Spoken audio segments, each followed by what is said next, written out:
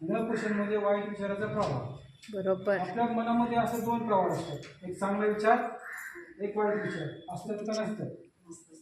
मोठ्याने म्हणा की खूप छान. आपल्या जीवनामध्ये आपण पाहतो की आपल्यामध्ये काय केलं तरी योगाला यायचं का नाही यायचं, सकाळी उठायचं का नाही बरोबर आहे काय. जी लोक योगाला जॉईन होतात त्यांना माहिती एकटं करायचं का ग्रुप घेऊन करायचं. असं कुशल ना अकुशल विचार होतो. असा जो धर्म आहे, जो धर्म आहे आपला योगाला यायचा किंवा सुचा संकल्प करायचा. मग आपण संकल्प करतो, चांगला संकल्प करतो की 5 वाजता मी सगळ्यांना फोन करेन.